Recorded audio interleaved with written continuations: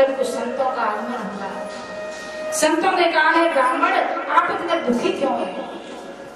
उन्होंने कहा प्रभु मेरे यहाँ गाय कभी बछड़ा नहीं देती है, मेरे घर में संतान नहीं है और मैं तुलसी का जो वृक्ष लगाता हूँ वह भी सूख जाता है।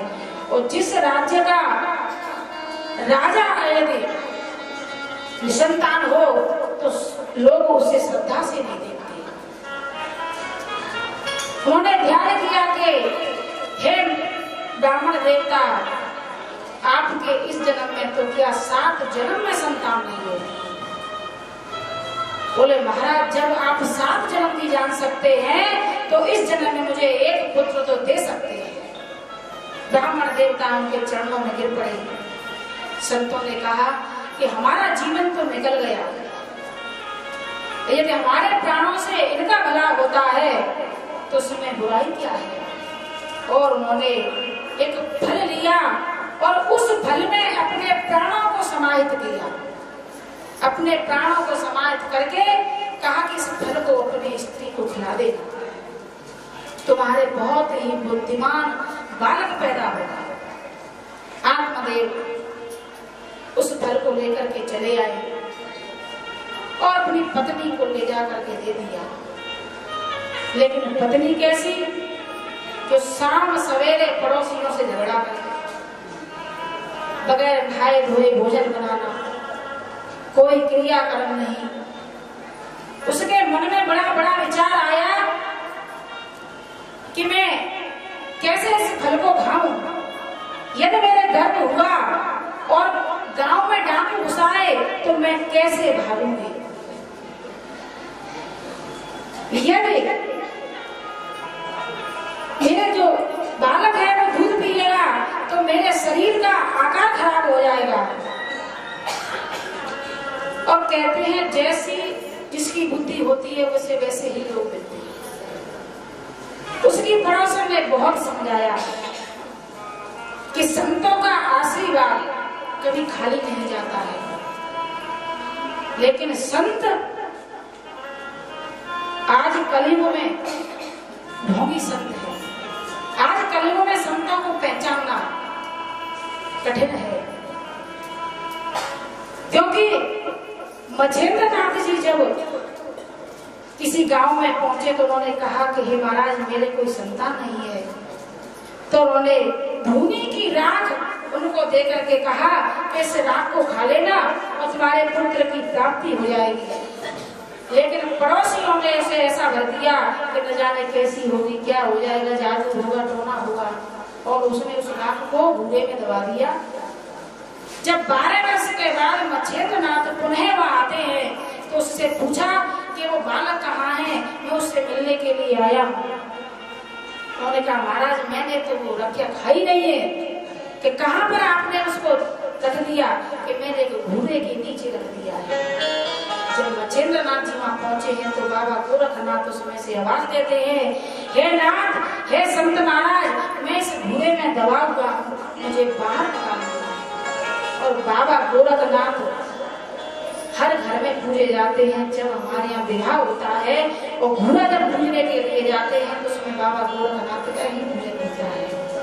तो संतों का कभी कोई वरदान खाली नहीं जाता है। और उन्होंने बहुत समझाया। उसने कहा देख मैंने तेरे भले के लिए तुझे समझा दिया, हम तेरी इच्छा है, लेकिन कहते हैं कि जैसी हमारी वृत्ति होती है वैसे ही हमें लोग मिलते हैं। इतने में उसकी बहन आती है और बहन कहती है तू चिंता मत कर, कुछ समय के बाद मेरे जो गर्भ से संतान हो उस संतान को आप ले लेना और बदले में कुछ धन मेरे पति को दे देना और कहना कि मेरे ही पुत्र हुआ है। यह कहकर के वह चली गई। और जब 9 महीने के बाद उसके बालक हुआ, उस बालक को धुंधुली को सौंप दिया। धुंधुली का मतलब है धुंध। जब धुंध छाता है तो हमें कुछ दिखाई नहीं देता, अपना ही अपना, मेरा ही बेटा, मेरा बेटा है तो मेरे नाम से ही जाना जाना चाहिए, जबकि पुत्र को पिता के नाम से जाना चाहिए। तो बड़ा सुंदर सा दिन आया कि शुभ दिन के दिन उसने गाय ने एक बच्चे को जन्म दिया। उसका मुखमंडल देख करके सभी आश्चर्यचकित रह गए कि उसके कान गाय जैसे और उसका शरीर मनुष्य जैसा। और गोकर्ण जी महाराज को देख करके आत्मदेव बड़े खुश हुए, बड़े प्रसन्न हुए। उनकी माता ने धुंधकारी नाम रखा अपने पुत्र का कि मेरा पुत्र है, जैसे मैं इसको पालूंगी वैसे ही पलेगा, इसलिए इसका नाम धुंधकारी रखना। तब आत्मदेव जी ने गोकर्ण जी महाराज का नाम कर संस्कार किया और एक हुआ कुख्यात और एक हुआ प्रख्यात। कुख्यात हुआ धुंधकारी, उसके विचार आचार चोरी करना, छोटे छोटे बच्चों को रस्सियों से बांध करके कुएं में फेंक देना। उसकी वृत्ति बढ़ती गई, घर से लूटपाट प्रारंभ कर दी, घर से सारे सामान बेचने लगा और 5 वेश्याओं को घर में लेकर के आ गया।